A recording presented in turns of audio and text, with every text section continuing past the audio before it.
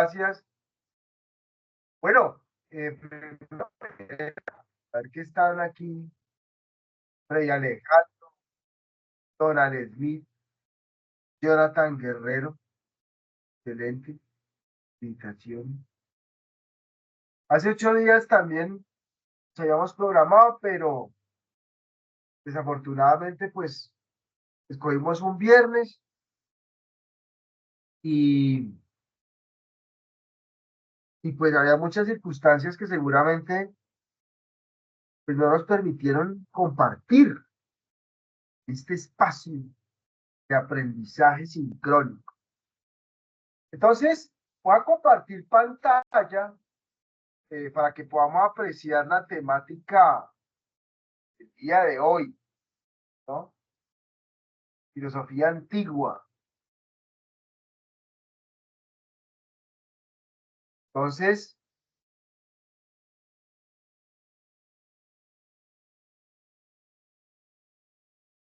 por favor, quisiera saber si me escuchan fuerte y claro ahí. También quisiera Sí, saber señor. si pueden ver mi pantalla. Sí. Excelente. Muchas gracias. Bueno, entonces,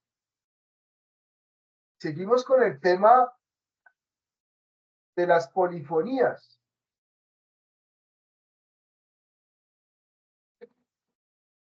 No sé si alguien me quiera recordar qué es eso de las polifonías. Eso lo hablamos en la primera sesión. En la primera web conferencia tocamos el tema de que íbamos a interpretar la filosofía antigua a modo de unas polifonías. No sé si alguien recuerda qué es eso de las polifonías.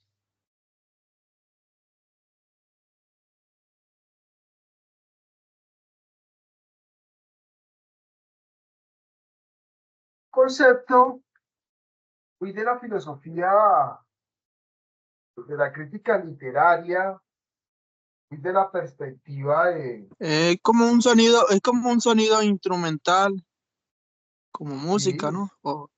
sí, tiene que ver con la música, claramente. Eso Ya. lo habíamos hablado justamente en la primera Es web que conference. forma con armónico, pues. Sí, es una forma propia de la música, claramente. Pero aquí le estábamos dando el sentido que nos planteaba el investigador ruso Mikhail Bakhtin, ¿no? Prácticamente cuando él propone que o sea, la obra de Fedor Dostoyevsky, aquí está la carátula del libro Problemas de la poética de Dostoyevsky, de Mikhail Bakhtin, se puede interpretar como una polifonía, ¿no?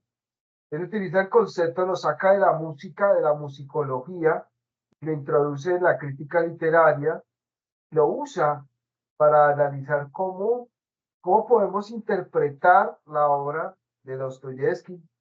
Ustedes han tenido la oportunidad de leer novelas grandes, grandes de Dostoyevsky como Crimen y Castigo, Los Hermanos Karamazov, El Jugador, El Idiota, Memorias del Subsuelo y otras más que son extraordinarias. De paso, les recomiendo que se lean a Dostoyevsky, que Dostoyevsky es uno de los maestros de la novela moderna y el drama del hombre moderno, ¿no? De ese hombre, digámoslo así, ese Ubermensch, o sea, el concepto de Federico Nietzsche, el superhombre, ¿no? Resulta que las obras de Dostoyevsky pues son ni más ni menos que grandes retratos psicológicos de un criminal, por ejemplo, en Crimen y Castigo, o un gran retrato psicológico de la hermandad, conflicto, ocurre en los hermanos Karamazov. Es decir, Dostoyevsky es un mago para construir personajes que dar como psicologías atravesadas por el miedo, el dolor, el dualismo.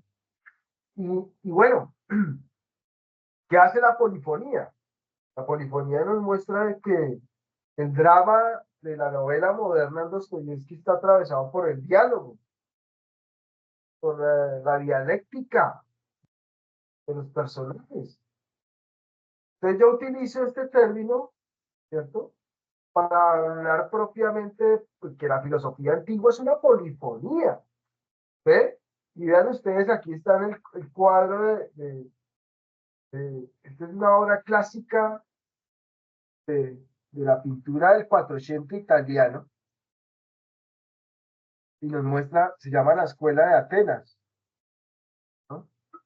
Y este es un cuadro clásico del Quattrocento italiano y nos muestra un poco, eso es la polifonía de la filosofía antigua. Entonces uno ve a Sócrates, Platón, Aristóteles, Heráclito, Hipatía, por ahí la vemos, ¿sí? La mujer de Pericles, eh, Aspasia de Mileto, potente esa figura, maestra de Sócrates. También hay que involucrar a las filósofas, la polifonía, estamos en los tiempos de reconocer las voces de ellas. Ya no sé si ustedes sabían, pero Aspasia fue una maestra grande, grande de Sócrates. La historia de la filosofía no le ha hecho justicia a Aspasia de Mileto, pero tenemos un diálogo como el Menexeno de Platón, que nos cuenta los detalles de la existencia de esta mujer, Aspasia de Mileto, la filósofa que le enseña a Sócrates la mayéutica, la sofística. Era un personaje, Aspasia, y bueno, ahí hay también algo que reconocerle a esto de las polifonías, ¿no? Entonces la polifonía es un concepto que nos sirve a nosotros para entender esas voces diversas que hacen parte de la filosofía antigua, que nos permiten comprender que pensar la filosofía en la antigüedad implica acercarnos a la voz del poeta, a la voz de la filósofa que ha sido desconocida, o sea, Aspasia de Mileto, al artista, al político, ¿ve? Entonces, por eso hablamos de una polifonía de voces, ¿cierto? Que entonces el estudiante de filosofía está en la capacidad de distinguir en esa complejidad de las voces la emergencia de la filosofía. Entonces, la filosofía surge en ese encuentro de las voces, ¿no? Del poeta, del político, de la filósofa, y en esas voces, pues confluye un contexto de comprensión que nos muestran un poco la idea de eh, un sistema que es la paideia. Entonces, en esta paideia griega, la paideia, un concepto paidos, viene del griego, ¿no? El paidos era el esclavo que acompañaba al niño en sus primeros aprendizajes de la vida. La palabra paideia se hace popular gracias a la obra de un filólogo alemán que luego le toca migrar a Estados Unidos por temas de guerra, que es Bernard Jäger. Otra recomendación bibliográfica, acá está, la paideia de Bernard Jäger. Entonces, en la visión de la paideia de este historiador y filólogo de la antigüedad, pues nosotros pensamos esta paideia griega. Entonces, la paideia tiene que ver justamente con el concepto de pedagogía. La paideia es la raíz, digamos, etimológica de un concepto clave en el castellano, la palabra pedagogía. Hablando justamente hoy, eh, hoy tengo que tocar este tema porque el Ministerio de Educación de Colombia, que hago un paréntesis, acaba de sacar o está sacando un proyecto de ley y pónganse en estado de alerta estudiantes, pero hay un proyecto de ley que está sacando la filosofía y las ciencias humanas del juego educativo. Hay un énfasis en formación en ciencias duras, eh, o sea, lo que se llama ciencias básicas, una formación en deporte y recreación, Hay una cosa que se va a llamar evaluación, ¿no? Todas estas cosas legales que está pensándose el Ministerio de Educación, que van a afectar en el currículo de las escuelas públicas y privadas, porque las privadas pueden tener un poco más de discreción, pero el caso es que la filosofía está corriendo peligro en Colombia, la están sacando del juego. Paréntesis. Le pregunto, y Pregunte. entonces, ¿cómo? Entonces, hablando de tema, como licenciatura de filosofía lo van a sacar en la educación institucional, entonces no es necesario estudiarlo entonces. Esas son las preguntas. ¿Tú qué piensas, mi hermano? Yo ¿Yo te qué dejo esa pienso? pregunta. ¿Sí? ¿Tú qué piensas? Pues como, como hoy yo me desanimo, pues, Claro, porque, porque obviamente uno lo está estudiando por algo y para el futuro y para un buen, bueno, no solamente económico, sino también asumir más conocimiento y aumentarlo. Pero no veo el chiste de uno estudiarlo y después ya tomar como que las instituciones sacarlo de en sí en en la educación institucional. imagínate, imagínate. Entonces, la reforma que en este momento está en trámite en el Congreso está desconociendo disciplinas como la filosofía, ¿no? Y sacarla del currículo es clave porque es, es, es, es contraproducente, porque imagínense, Y la las pregunta generaciones. es ¿por qué? Porque yo también me hago la misma pregunta. La Sociedad Colombiana de Filosofía acaba de sacar una petición. ¿Tú estás en el grupo del WhatsApp de Filosofía Antigua? Sí, Bien, les voy a compartir por el grupo del WhatsApp la petición. Tengo acá la petición que está haciendo la Sociedad Colombiana de Filosofía, porque acá llegamos no, este tema no llegamos allá de gratis, sino que hay una razón de ser y por qué lo estoy evocando en esta sesión de filosofía antigua, porque la palabra filosofía nace justamente de una intencionalidad pedagógica, ¿cierto? O sea, la filosofía es necesaria para la formación humana de un niño. Y si la sacan, digamos, en términos políticos, la sacan del ámbito curricular, pues estamos en aprietos. En aprietos, en aprietos. otra pregunta, otra preguntita. O Sí, sea, señor. en sí dicen, en sí usted está diciendo que sí lo saquen, yo lo he escuchado demasiado, de hecho lo he escuchado demasiado con esa información. Si lo saca en sí, en todas las instituciones, en sí están sacando lo que es la carrera o están sacando lo que es la cuestión laboral. Mira, derecho a la filosofía en la ley estatutaria en Colombia. Estoy leyendo. Entonces, el comunicado 29 de mayo de 2024, la Sociedad Colombiana de Filosofía. Ahí ya hay 1.500 firmantes. Hay 1.276 firmantes. Te voy a leer, dice. Hay una propuesta de inclusión de artículos sobre el derecho a la filosofía, de las ciencias sociales y las humanidades en la ley estatutaria por medio de la cual se regula el derecho fundamental a la educación y se dictan otras disposiciones, ¿no? Entonces, la ley estatutaria que en este momento ya está en trámite en el Congreso de la República, digamos que eh, está, digamos, desconociendo el derecho a la filosofía, las ciencias sociales y las humanidades de modo explícito y diferenciado, aunque sí reconoce de modo explícito y diferenciado el derecho a otros campos. Formación en ciencia, tecnología e innovación, artículo 34. Formación ciudadana y para la paz, artículo 35. Sistema de formación docente, artículo 36. Actividad física, recreación y actividad deportiva, artículo 37. Y procesos de evaluación, artículo 38.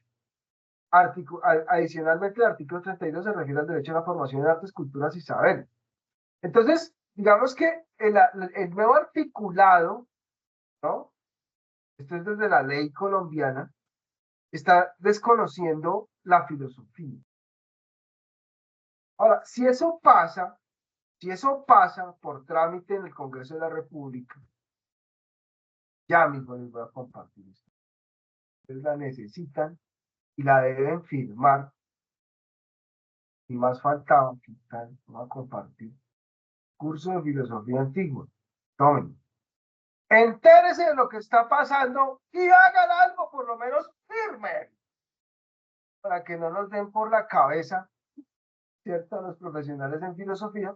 Claramente la formación en filosofía pues no tiene una intencionalidad, digamos, necesariamente vinculada con la educación, ¿no? Pues la UNAD tiene un programa que se llama Licenciatura en Filosofía. Esos deben estar más alarmados que nosotros, ¿no? Claro, porque pues si lo sacan, la licenciatura, ¿qué es lo que forma? Pues los futuros profesionales en educación que van a enseñar filosofía en los centros de educación escolar en Colombia, ¿sí? Ahora, si esa ley prospera y no pasa nada, pues básicamente la filosofía va a desaparecer de la memoria de un estudiante promedio en Colombia. Y eso es tenaz, ¿sí? Tenaz por varias razones. Aquí volviendo otra vez a la charla, la polifonía y el proyecto de la paideia griega, pues básicamente, ¿por qué yo como profesional en la filosofía, si yo tuviese que estar en la situación de argumentar por qué la filosofía es necesaria en el ámbito escolar, pues tendría estos cuatro argumentos. Uno, la filosofía es un proceso de formación. ¿Qué quiere decir eso de que la filosofía es un proceso de formación? A ver, la filosofía no se aprende a priori. Digamos, nadie nació aprendido, ¿cierto? ¿O sí?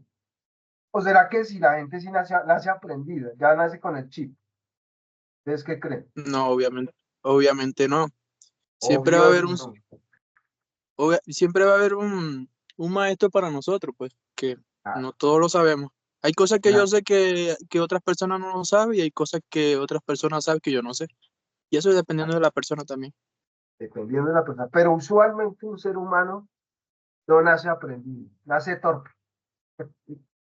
Nace con unos vacíos, nace, digámonos para tener otra categoría aquí, estamos hablando en griego, paideia, filosofía, tabula rasa. ¿Sí? Ustedes saben la expresión tabula rasa, ¿qué quiere decir? Tabula rasa esto es una expresión usada por Aristóteles y que después se hace famosa entre la filosofía empirista. El ser humano es tabula rasa, quiere decir que nace con la mente en blanco y digamos que lo que hace el proceso de educación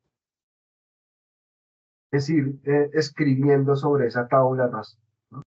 Entonces, en ese sentido, la filosofía es un proceso de formación. Nadie nace aprendido, nadie nace con el chip, ¿no? Entonces, claro, un argumento para explicar la necesidad de la filosofía en la escuela es esa. La filosofía hace parte del proceso de formación de un ser humano. Segundo, la filosofía es un proyecto de humanización. Es decir, la filosofía tiene una intencionalidad de pensar la transformación, el cambio.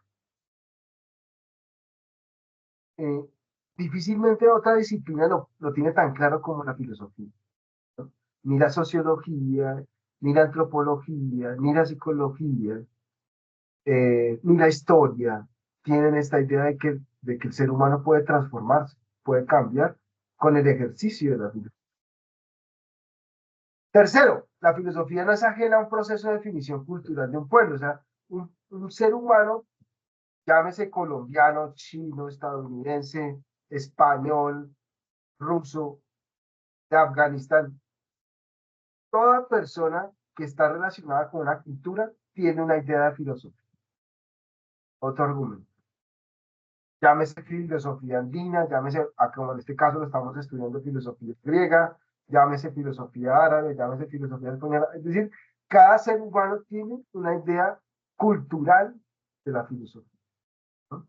Y cuarto argumento, el mundo de la vida y la corporeidad entre los griegos a sus maneras de experimentarla eh, a modo de una espiritualidad. O sea, la filosofía es una forma de vivir el espíritu. tipo de espiritualidad, para decirlo. O sea, no solamente la religión, la filosofía también se puede vivir como un tipo de espiritualidad. Por estos 4 argumentos podemos decir, hombre, ¿por qué la filosofía es necesaria crearla en el ámbito curricular de un centro de estudio? Llámese de que quieran, primaria, bachillerato, universidad, lo que sea. O sea, la filosofía es necesaria, ¿no? Y bueno, así lo entendieron los historiadores de la filosofía, y en particular este que yo les estoy enseñando, Bernard Jäger, que desde la semana pasada lo estuvimos indagando, recomendación bibliográfica. Si usted está estudiando filosofía, por favor, consiga este libro de Bernard Jäger, La Paideia. Por favor, búsquelo, cómprelo. Yo sé que muchas de las sesiones de las que nos hemos basado, de la segunda sesión, están inspiradas en este libro. Yo recomiendo este libro. Y es un libro absolutamente necesario en la formación de un profesional en filosofía. Tener este libro. Yo lo tengo hace más de 20 años, es un librazo para mí, yo consulta de cabecera. Tengo que seguir consultando este libro porque me esclarece muchas de las cosas de la filosofía. Entonces, segunda recomendación bibliográfica, Bernard Jäger, La Paideia. Y esto habíamos considerado entonces que pensarnos la filosofía antigua desde el proyecto de La Paideia, tal y como lo plantea el filólogo y historiador Bernard Jäger, pues de alguna manera nos recupera esa idea de que la filosofía es un proceso orgánico que hace parte de una visión de la educación, ¿no? Y que está pensando esa idea de la educación como perfección, ¿no? Donde el ser humano se puede hacer un ser humano mucho más complejo, más perfecto, a través de la gimnasia, la poesía, la música, la mayéutica, la dialéctica, la sofística. Y todos estos conceptos de los que estoy haciendo referencia hacen parte del mundo espiritual griego. Del mundo espiritual griego. Entonces, la filosofía claramente no es ajena a un proceso de definición cultural de un pueblo, ¿cierto?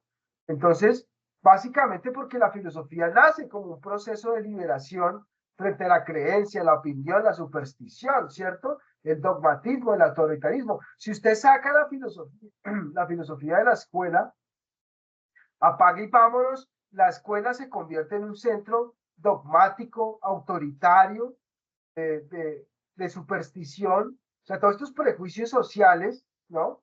Pasó otros como el patriarcado, la xenofobia, la misoginia, esas creencias que se encuentran ahí en el mundo de lo común, pues si la filosofía no entra a examinar todas esas ideologías, pues lo que pasa en la sociedad es que se vuelven sociedades autoritarias, dogmáticas, se vuelven sociedades unidimensionales, como lo planteaba en su época un filósofo, Herbert Marcuse, en un libro que se llama La sociedad unidimensional. La tercera recomendación bibliográfica para que ustedes también se enteren. Entonces, claramente, la filosofía es un saber que se encuentra, esa polifonía de saberes, ¿no? Y se encuentra en esa polifonía de saberes.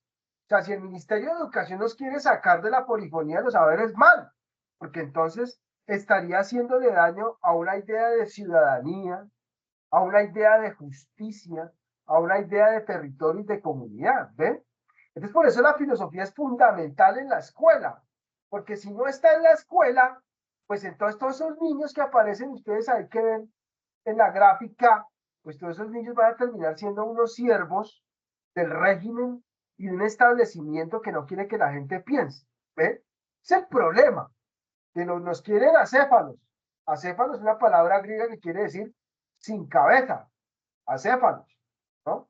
Entonces, eso es tenaz, porque eso es quitarle la posibilidad a un ser humano de ser más crítico consigo mismo y con el entorno que lo rodea, ¿no?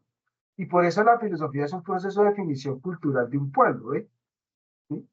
este gobierno que se declara gobierno del humanismo, gobierno de la ciudadanía, pues al desconocer este tema en la reforma educativa, pues está pecando de ignorante y está teniendo un contrasentido discursivo grave.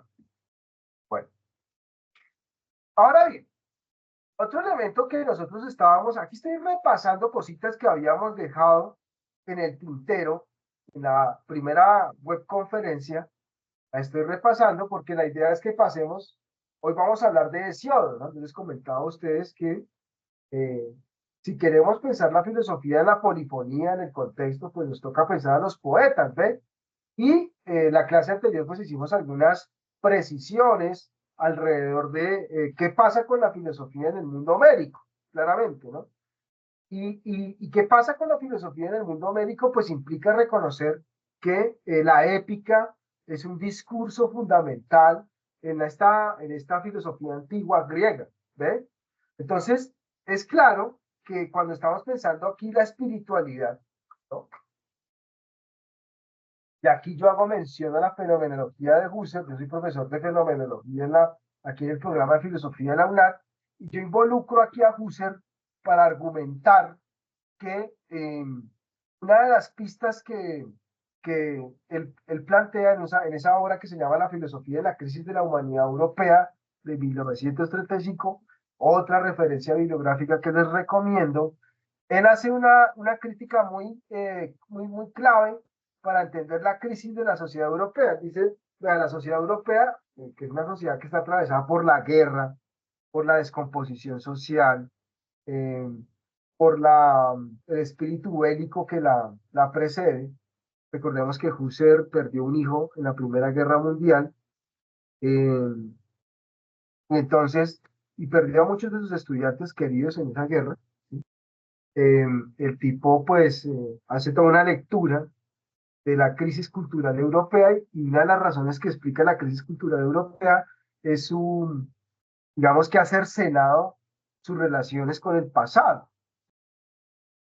Y cuando digo esto, quiero decir que una sociedad, digamos, cercena, la palabra cercenar quiere decir, es guillotinar, quitar, eh, ser acéfala, o sea, quitarse el principio del pensar en su orientación frente al mundo de la vida, pues que digamos que abandona sus relaciones con lo culturalmente propio, ¿sí? Y él propone un concepto que también es griego, que es el de teleología. La teleología es una disciplina de la filosofía antigua que estudia los fines, ¿no? Entonces resulta que, por ejemplo, Aristóteles en la Ética Nicómaco plantea que la vida está orientada a fines, ¿no? El nacimiento de la ética está íntimamente relacionado con la teleología, ¿no? En el sentido de que la ética es un saber que piensa los fines de las acciones humanas, ¿no? Toda acción que nosotros tenemos tiene un fin, ¿sí? En este caso, por ejemplo, esta webconferencia tiene una finalidad y es la que ustedes puedan familiarizarse más con los temas de la filosofía antigua. Y en general todas nuestras acciones están signadas por fines. Entonces dice Husserl que una sociedad entra en crisis cuando olvida sus relaciones con el pasado y ese pasado nos lleva a pensar en los fines. Entonces por eso hay que volver a la filosofía antigua, dice Husserl, porque en la filosofía antigua descubrimos que el ser humano no es una máquina, ¿cierto? No es una mente acéfala ahí, ¿cierto? Como nos quiere mostrar la reforma de la educación de la ministra, ¿cierto? Y toda su comitiva de acéfalos, ¿cierto? Sino que hay una finalidad, y es la recuperar el valor tradicional del pensar, los valores de la cultura del ser humano, que son los valores que se relatan en los mitos, en el epos, ¿cierto? ¿Cierto? Ese es el planteamiento husserliano, o sea, nos toca volver otra vez a recuperar la idea de hombre que había en la filosofía antigua. Y esa idea de hombre era un hombre conectado con los dioses y los demonios, dice Husserl. ¿Sí? Y en este caso, pues por eso nos toca volver al epos griego, o sea, la Ilíada de la Odisea, para poder mostrar las relaciones que tiene el ser humano con los dioses, porque en esas relaciones que establecen los seres humanos con los dioses, se construye una filosofía que es la filosofía de la virtud o de la excelencia. Y aquí quiero involucrar un concepto muy importante, que es el concepto de arete.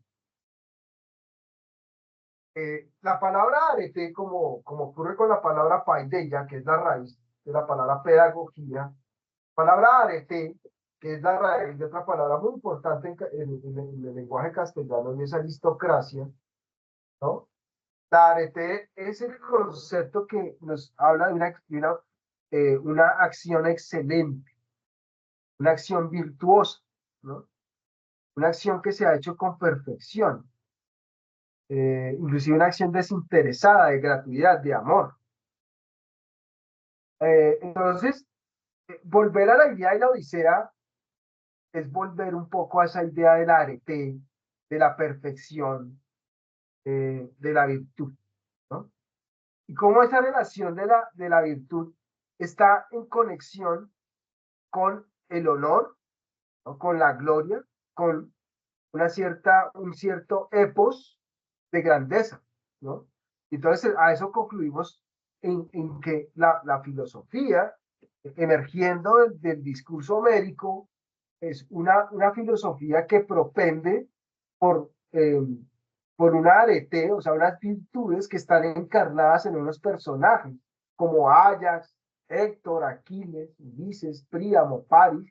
Todos estos personajes hacen parte del poema épico de la Ilíada de Homero y, como lo plantea el filólogo Jäger, comillas, citamos a Jäger, la educación no es otra cosa que la forma aristocrática progresivamente espiritualizada de una nación. Eso lo sacamos de la paideia. Es decir, que es importantísimo, ojo con eso, importantísimo recuperar el epos, el epos, el epos es otra voz griega que en castellano traduce relato, ¿no? Relato originario, eh, que es un relato también de virtud, de excelencia, ¿no? Y claramente está pensando una aristocracia, pero no vayan a pensar que aquí la aristocracia es como normalmente se entiende la aristocracia Santos, la aristocracia Uribe, la aristocracia Petro, sino que la aristocracia tiene que ver propiamente con una virtud, con un modo de vida. Entonces resulta que nosotros encarnamos un ideal de vida. Aquí yo les recomiendo otra referencia bibliográfica, esta es un poco más actual. Bueno, todas las que he mencionado son sumamente actuales, pero hay otra que reivindica la virtud, la pone a discutir en las éticas contemporáneas, es el libro de Alasdair MacIntyre, Tras la virtud. ¿Me están escuchando ahí, muchachos? Sí. Muy bien. Véanlo acá, está de 38.000 pesos, Tras la virtud, MacIntyre. Este es otro gran libro que yo recomiendo y es una actualización del planteamiento que estamos haciendo hoy en nuestra charla de Homero y la épica. ¿Cuál es el planteamiento resumido acá de este filósofo escocés tras la virtud de MacIntyre? El planteamiento de MacIntyre es bien interesante porque él plantea que en la filosofía moral contemporánea, así como lo planteaba Husserl, que había una crisis al interior de la vida espiritual del hombre europeo, MacIntyre piensa también que en la filosofía ética contemporánea hay una crisis y tiene que ver un poco con el olvido de una ética de la virtud, ¿no? Hay un olvido sintomático y eso se debe pues a muchas razones, razones de orden contextual, el tipo de sociedad que tenemos, el aburguesamiento social, las sociedades líquidas que nos presentan, tal y como lo diagnostica este sociólogo Zygmunt Bauman, donde los valores fuertes desaparecen por un consumo exacerbado de cosas, de modas, de estilos de vida, Y entonces hay una crisis ética también en las sociedades contemporáneas, hay un vacío ético, podríamos decirlo también así, y él propone que hay que volver un poco a la idea de la virtud de los griegos, ¿no? Pero él piensa la virtud no como una repetición de actitudes, que lo es, claramente, sino que también se puede asumir como un relato. Y ahí me parece muy interesante el planteamiento de McIntyre porque justamente la idea de Homero y la épica aquí en la paideia griega es que hay que volver a encantarnos de un relato, que es el relato de Héctor, de Aquiles, de Ulises, todos estos personajes de la Ilíada, que fascinan justamente por su encanto, pero también porque son desafiantes, ¿no? Porque, por ejemplo, Héctor nos muestra una idea de valor que está confrontado con el valor de Aquiles, ¿no?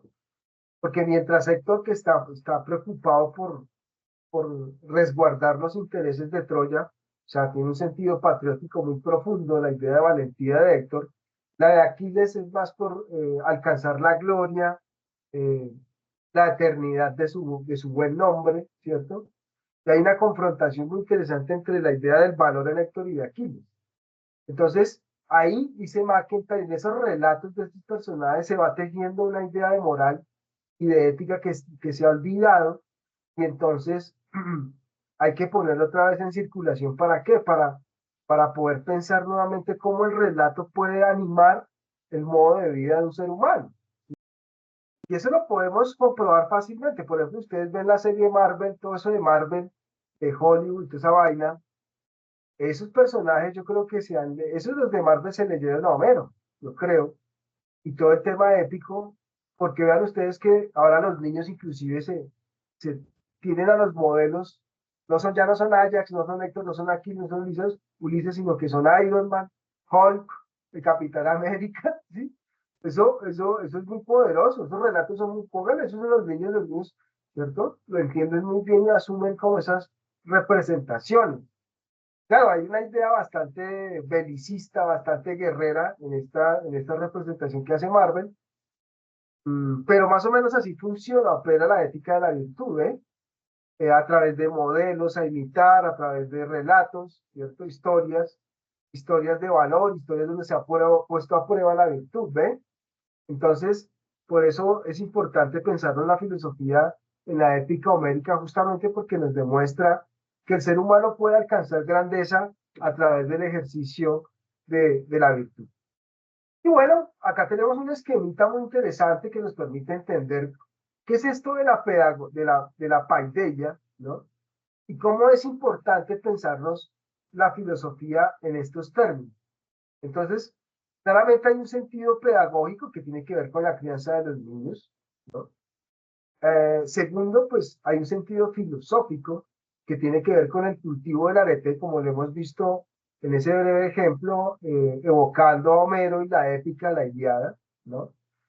Tercero, ¿qué estamos entendiendo por esta arete? Bueno, la arete es una excelencia moral y física, o que son las dos cosas, ¿no? Que puede alcanzar un ser humano a través de la práctica disciplinada de los hábitos, las virtudes, ¿no?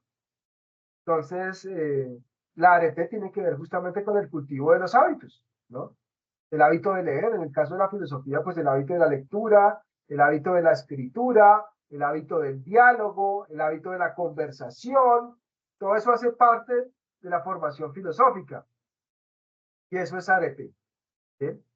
Eh, Cuarto, hay un sentido teológico y ontológico, ¿no?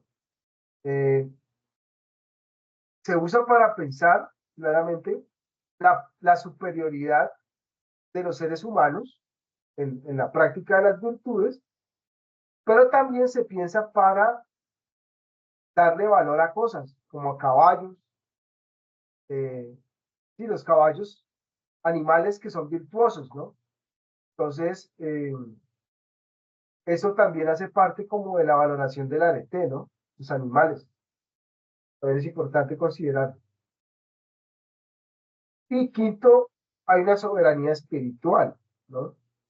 Entonces, uno de los educadores de Aquiles, que fue Fénix, sentenciaba este ideal del arete como la síntesis entre la acción externa e interna. Y la educación del hombre y del futuro héroe dependía de estas dos variables. Estamos nuevamente a Jäger. Para ambas cosas está la virtud, tanto para pronunciar palabras como para realizar acción. Entonces la virtud es una combinación entre lenguaje y acción, ¿sí? Y es muy importante porque en los personajes de la épica homérica descubrimos ese diálogo interesante entre palabra y acción, ¿no? Y a manera de conclusión, podríamos decir que practicar la virtud siempre fue asociado como un signo de distinción que permitía separar al individuo de la masa. Y acá hay un concepto muy importante que es el concepto del honor. El honor. Entonces, lo honorable tiene que ver un poco con la distinción personal, ¿ve? Y cómo masticamos hoy en día, o cómo mastica la filosofía esa idea del honor. Aquí lo vemos en este cuadro, en este esquema, entre los modelos caballerescos y la aspiración al honor, ¿sí? Y aquí vemos ese paso que hay entre el epos homérico y el concepto filosófico como tal. Y podríamos explorarlo claramente en la idea del honor, ¿no? Entonces, en la idea de lo honorable y del señorío moral y espiritual que se caracteriza en la filosofía y en la épica, claramente, eso en la tradición filosófica, cómo se piensa. Entonces, por ejemplo, Aristóteles, en la ética Nicómaco, piensa que el honor es un anhelo que tiene que un ser humano para probar su propio valor, ¿no? Ahora, en el mundo de la sociedad homérica es como la sociedad reconoce el ideal caballeresco o la aspiración del guerrero, ¿ve? Entonces, hay una relación inmediata entre honor y amor propio. Muy interesante esto. O sea, la genealogía del amor propio, de la autoestima, para decirlo en términos casi psicológicos, se remontan un poco al ideal del honor homérico, ¿no? ¿Y cuáles serían como las diferencias que habrían entre la idea del honor en la filosofía y la que plantea la cultura épica? Pues, mientras que en la tradición filosófica la búsqueda del honor es un reconocimiento del amor y el conocimiento propio que alcanza cada quien, en el mundo homérico es la sociedad la que distingue este valor en los diversos modelos caballerescos que aspiran a la estima y el honor. Entonces, ahí hay una diferencia grande. O sea, para el mundo médico la sociedad es fundamental porque la sociedad es la que reconoce la virtud del guerrero, ¿no? La virtud del personaje.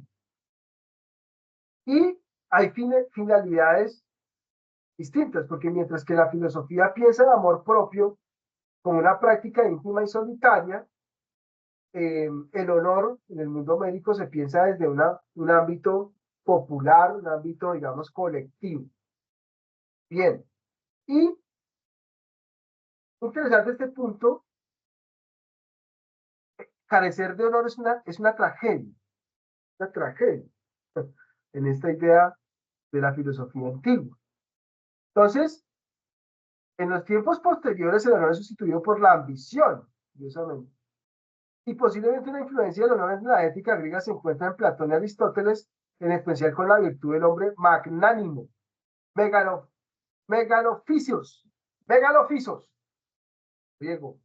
Esta virtud puede confundirse con la soberbia, pero es claro que para la mentalidad ética de la arete, practicar la magnanimidad sin tener presente el suelo espiritual del señorío de sí o la idea del honor, se desvanece en falso orgullo o menosprecio al débil. Es por ello por lo que Platón pensaba que el fundamento del arete se encuentra en la síntesis entre bondad y belleza y se expresa en el término griego de kalokagatia. Kalokagatia es la unión entre belleza y bondad, ¿no? Que es el ideal ético. Cuando ustedes ven Platón y Aristóteles son pensadores profundamente éticos, pero vea que ellos recogen toda su reflexión ética y filosófica de la ética homérica, ¿sí? Esa idea de la magnanimidad, esa idea de la calocagatía, pues tiene origen en la idea del honor y la aspiración de grandeza que tenían los héroes homéricos, ¿no? Y en ese sentido, pues, encontramos elementos muy interesantes para ver esas relaciones entre el epos griego y la emergencia de la filosofía en autores como Platón y Aristóteles. Bien, entonces, esos modelos caballerescos que aspiran al honor, ¿no? Eh, eh, y que se encuentra, por ejemplo, en ese combate que hay entre Agamenón y Aquiles y que se relata muy bien en la Ilíada, ¿no? Entonces recordemos que Agamenón, pues él es un rey griego, él es el que organiza, el que lidera toda la empresa de la conquista a Troya, que es el relato de la Ilíada, y hay un momento donde hay una confrontación fuerte entre Agamenón y Aquiles, ¿no? Entonces resulta que Aquiles, pues él es el héroe de los griegos, ¿no? Es el guerrero heroico, es el que todos quieren seguir por su prestigio, su reconocimiento, su fuerza, su valor. Pero hay un momento donde hay una discusión fuerte entre Agamenón y Aquiles, y entonces Agamenón le prohíbe a Aquiles entrar en batalla, luego de varios intentos de tomarse la ciudad, no lo logran, y entonces Agamenón pues saca a Aquiles del panorama del combate, y hay una confrontación fuerte entre estos dos personajes, y hay como una idea de que el honor ha sido de alguna manera mancillado, de parte de la decisión de Agamenón, de no dejar que Aquiles participe de la batalla, ¿no? Y bueno, esto es tan fuerte la idea del honor, ¿no? Que eh, cuando muere Aquiles, Ajax, Ajax le pide a Agamenón que le dé sus armas, y Agamenón se niega, y Ajax se suicida. ¿Sí? Esta era muy simpática del honor, ¿no? Ajax ofendidísimo, y Agamenón se le da las armas a Ulises. Entonces, aquí podemos ver cómo en ese conflicto de los caballeros, pues se produce esa aspiración por el honor, pero también como cuando el honor no ha sido reconocido, eh, pues se puede suicidar la gente, como le pasó a Ajax. Entonces, yo a ustedes les decía, bueno, ¿y cómo podría aplicarse todo esta idea de la vida como un sentido épico, propender siempre por el amor propio, ¿no? Entonces, uno de los grandes ideales que nos deja el epos homérico es que la vida puede alcanzar el nivel del señorío de sí, de la caballerosidad, ¿sí? Y esto es muy importante, vean ustedes que esto llega inclusive hasta el Quijote de la Mancha. Esto no podemos, esto de la idea de los caballeros, eso es clave en el relato de la cultura europea, ¿no? Y por ejemplo, tomando un ejemplo que para nosotros es importante en la cultura castellana, pues es el Quijote de la Mancha, ¿sí? Eh, el Quijote de la Mancha, digamos, uno de los ideales del Quijote era parecerse, tenía como modelo la maíz de Gaula. Ustedes han leído el Quijote, saben qué grandeza lleva ser caballero. Ese era el modelo mimético que tenía capturado al Quijote. Entonces hasta allá llega esta idea de la vida épica, de la vida caballerosa, ¿no? Recordemos que la hidalguía en el Quijote es muy interesante, la caballerosidad es muy importante porque es algo que se ha perdido en la cultura moderna. Recuerden ustedes que la novela de Quijote de la Mancha es una novela que hace también una, una ironía, una ironía al estilo de vida burgués, ¿no? Que es un estilo de vida prosaico, que es un estilo de vida aburrido, que es un estilo de vida sin grandes proyectos, ¿no? Un estilo de vida muy materialista, y entonces la irrupción del espíritu de caballería en una sociedad dominada por esos valores, pues es ni más ni menos que la gran ironía que nos deja Cervantes Saavedra sobre la bajeza de los intereses en las sociedades modernas. Recordemos que el Quijote es una novela pues moderna que nos abre un poco al mundo del individuo, de la libertad, de la denuncia. Entonces, claro, eso viene aquí desde el epos homérico, claramente, viene de allá. Entonces, reconoce un poco la grandeza del alma, ¿no? La grandeza de la personalidad espiritual, ¿no? Y en eso se funda la dignidad del arete. Entonces, eso lo encontramos también en el Quijote de la Mancha. La personalidad excepcional, eh, que irrumpe en el escenario de lo normal y que de manera extraordinaria quiere llevar los ideales de justicia, de virtud, de redimir al débil, ¿sí? Porque ese es el ideal de caballería de Don Quijote, ¿no? ¿No? Eh, eh, evocar nuevamente la defensa de los más débiles. No solamente evocar, sino hacerlo. Entonces, hasta allá llega el ideal de la épica y el sentido épico de la vida. ¿Ve?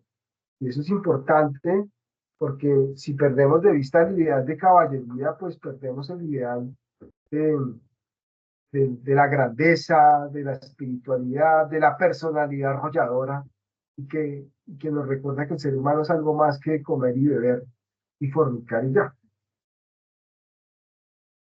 Entonces, la vida con un sentido épico, propender siempre por el amor propio, ¿no?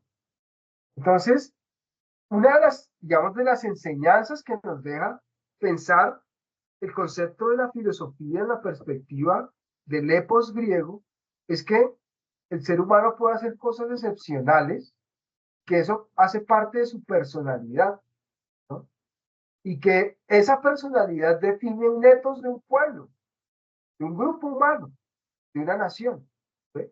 Y por eso les decía que cuando la filosofía es desaparecida o puede ser desaparecida de los planes curriculares, pues los seres humanos se piensan que no tienen nada de grandeza, de caballerosidad, de amor propio, y son simplemente unos títeres ahí, ¿no? Al servicio de los intereses de poder.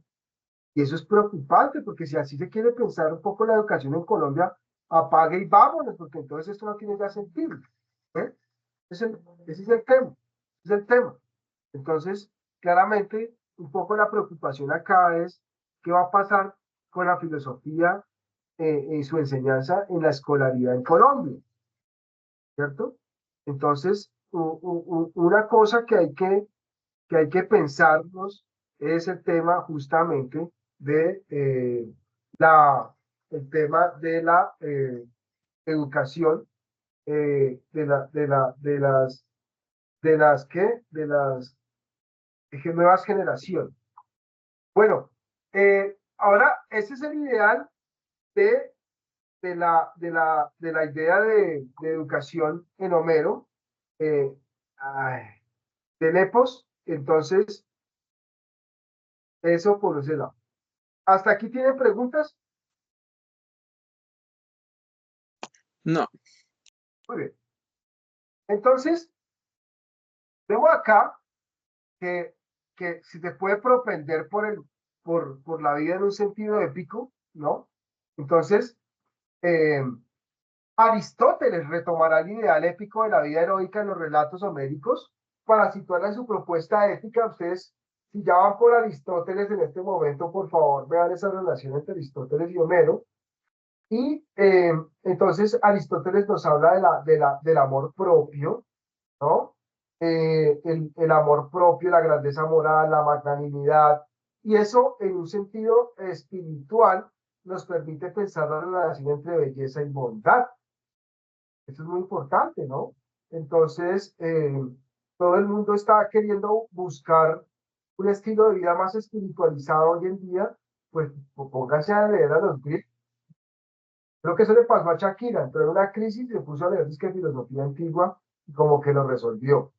Pero yo creo que no le sirvió mucho porque terminó con una garrotera con Piqué, baila, no le sirvió la idea de la filosofía antigua, a pesar de que lo hizo con muy buenos maestros en la Complutense de Madrid. Pero bueno, el caso es que ahora ustedes saben que todo el movimiento del New Age, de la filosofía de la nueva era, el yoga, la era de Acuario, no sé si ustedes han enterado de esos temas. Ahora hay un nuevo giro hacia la espiritualidad, pues la invitación es un poco conectarnos también con la idea de la espiritualidad griega en la voz de sus poetas, Homero, o sus filósofos, Aristóteles, como lo estamos viendo acá. Entonces, miremos esta cita de Jäger. Dice así: quien se sienta impregnado de la propia estimación preferiría vivir brevemente en el más alto goce que una larga existencia en indolente reposo. Preferiría vivir un año solo por un fin noble que una larga vida por nada. Preferiría cumplir una sola acción grande y magnífica a una serie de pequeñas insignificantes. Jäger está haciendo referencia un poco a la idea de la virtud en la perspectiva de Homero y Aristóteles, ¿no? Entonces, claramente tiene que ver con la espiritualidad, ¿no?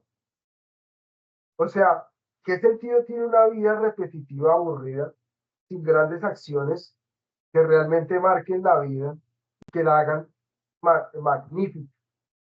Entonces, es por eso que tiene sentido volver a la idea de la arete o de la virtud o la idea del amor propio.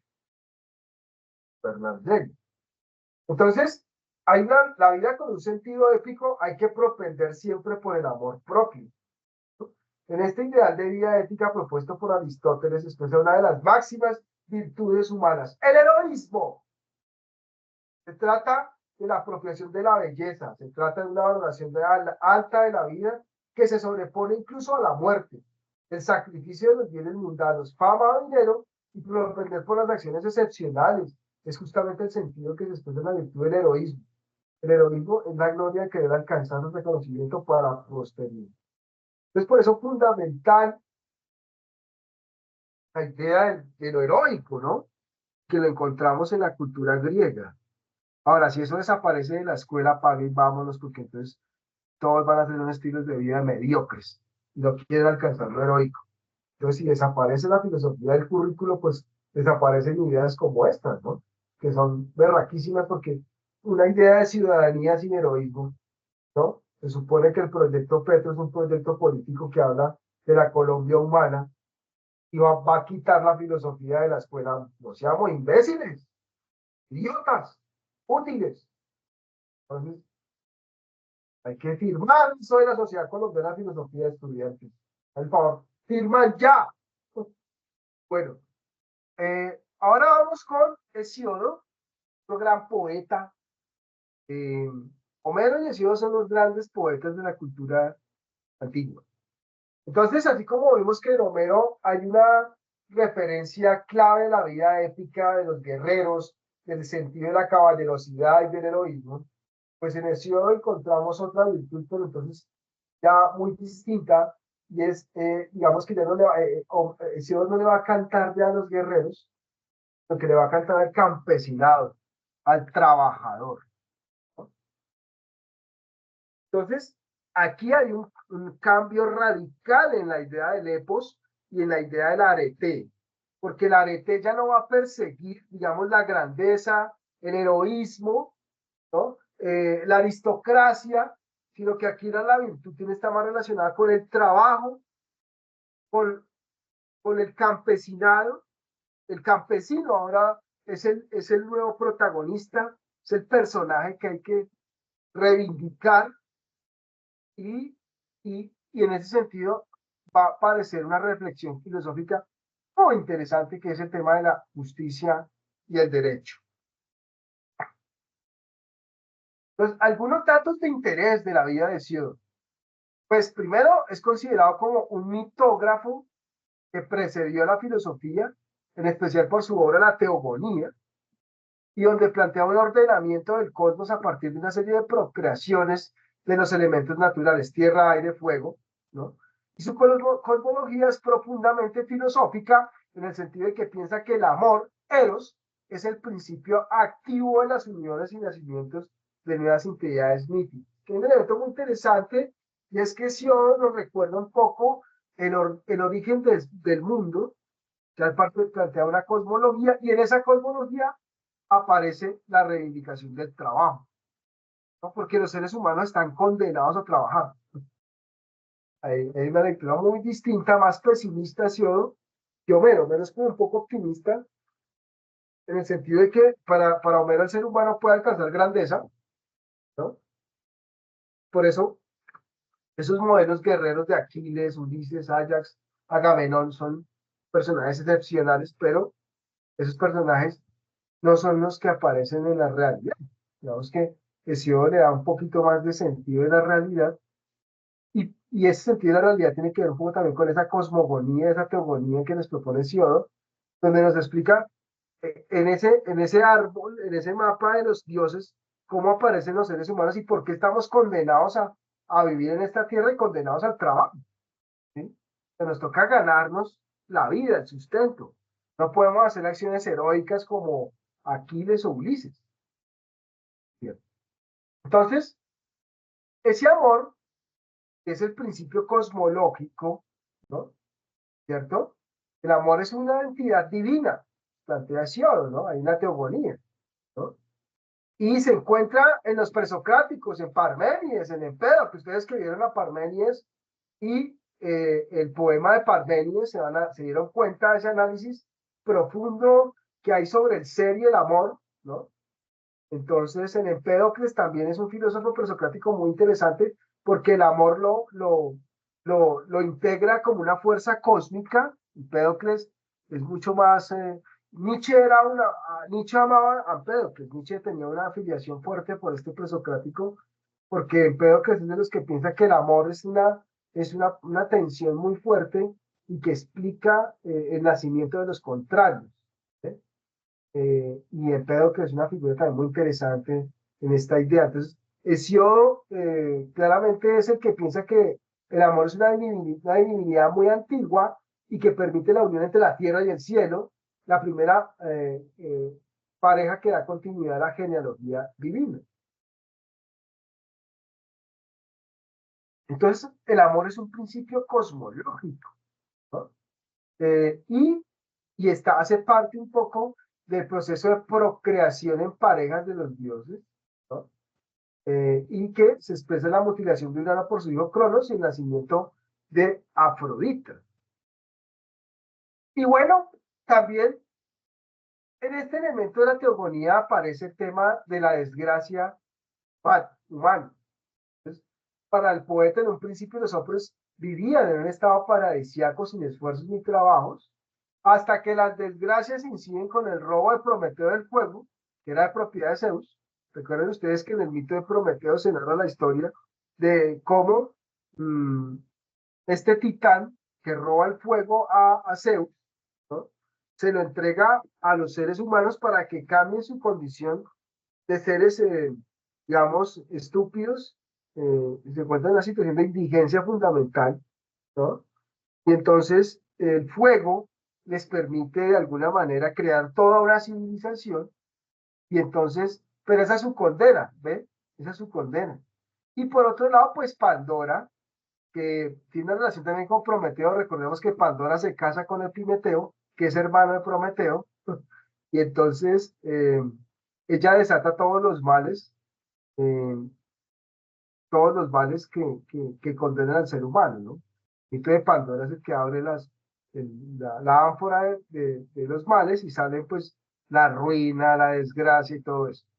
Entonces, bien, esos dos mitos, el de Prometeo y el de Pandora, explican un poco la caída del ser humano en la desgracia, ¿no? En la desgracia.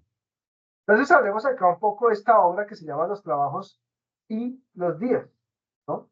Entonces, a diferencia de Homero, otra es la práctica que se descubre en Hesíodo, en especial si hacemos una valoración de la obra de Los Trabajos y los Días, y, y a diferencia de la épica, los poemas de Hesíodo son conocidos como los erga, y donde se ofrece una pintura viva del campo, la tierra y en general del modo de vida campesino, ¿no?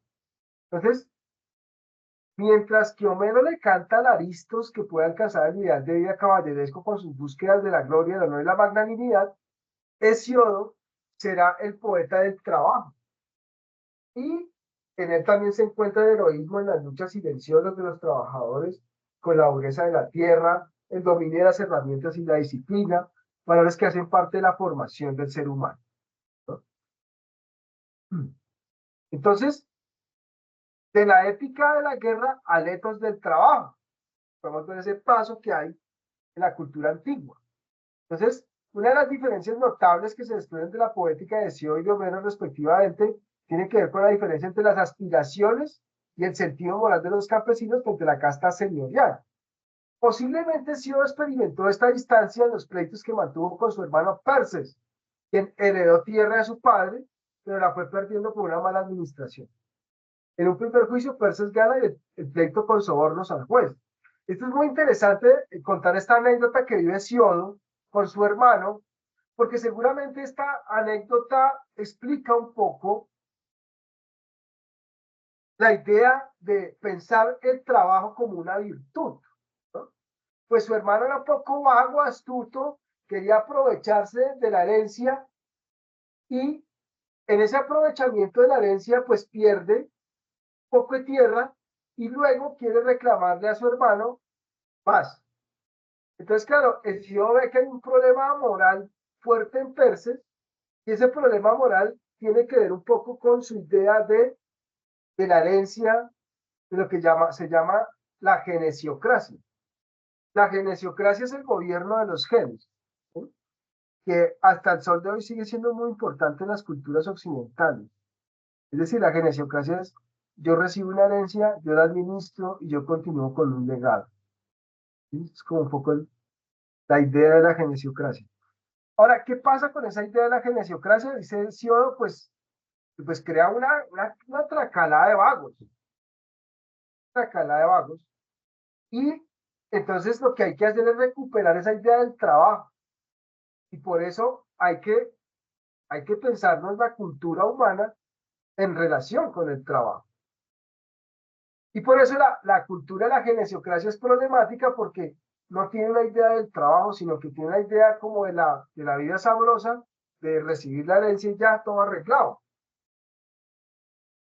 Bueno, digamos que Siodo cuestiona radicalmente eso y eso tiene que ver un poco con la disputa con su hermano Persa. Entonces, claramente, esta experiencia de su vida se traduce justamente en una aspiración al derecho. Entonces, la tesis de Siodo es muy interesante porque él plantea que el derecho surge, el derecho de un ser humano a, ¿cierto?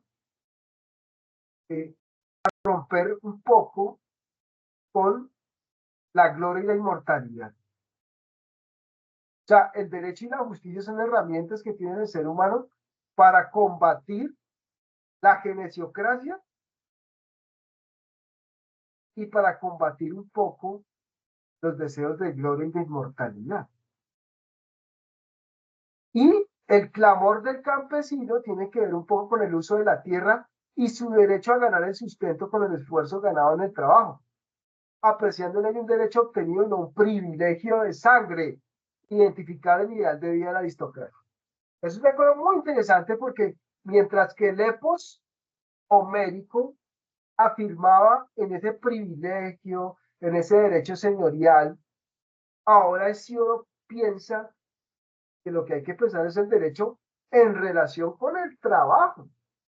Y eso sí es propio de la cultura occidental. El derecho está muy relacionado con la idea del trabajo y con la idea de ganarse el propio sustento, con la acción humana. Eso es los trabajos y los días de Sion, ¿no? Y bueno, Sion nos relata una teoría de las 5 edades del mundo, ¿no? Entonces, el escenario cosmológico que enmarca esta diferencia se radicaliza con la historia de las 5 edades, o sea, la diferencia entre la cultura de la aristocracia y la cultura del trabajo, la campesina. Entonces, el campesinado habita la edad de hierro, mientras que los héroes homéricos hacían parte de la edad dorada. Es interesante porque Siodo como que reconoce la importancia del relato homérico, pero no lo desprecia. Y lo sitúa en una época mejor, ¿no?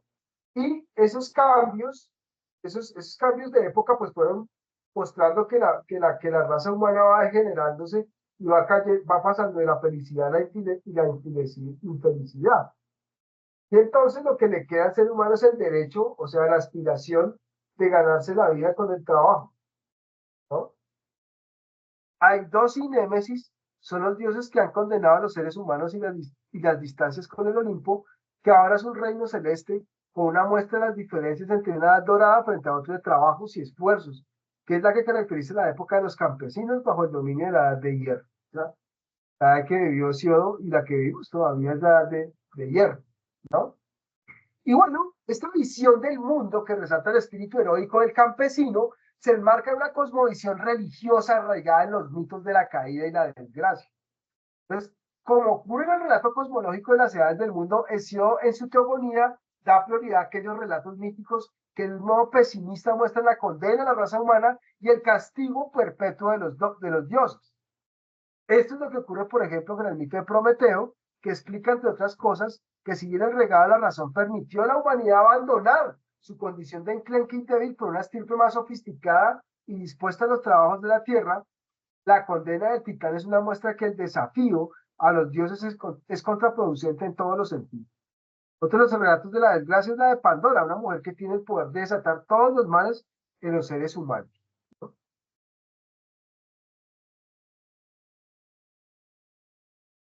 Y bien, entonces, estos relatos, y aquí pues ya llegamos un poco a las conclusiones de esta charla, entonces, estos relatos sumados a una educación en el trabajo y la prudencia es uno de los avances alcanzados en la cultura griega en la voz de Hesíodo, siendo tan admirable como la destacada en la épica américa, en especial en la destreza de las palabras y el uso experto en las armas.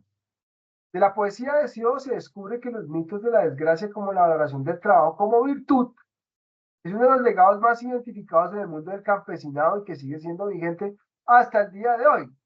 Por ejemplo, es visible la moral protestante que combina catástrofe y desgracia humana en sus relatos apocalípticos y valoración positiva del trabajo como única virtud que permite al creyente alcanzar la asunción y la plenitud social y religiosa. Y bueno, esa era la presentación que tenía para hoy. Aquí tienen ustedes la bibliografía que se ha consultado para llegar a estas aseveraciones. Y bueno, eh, si tienen preguntas, observaciones, adelante, bienvenidos, con todo gusto.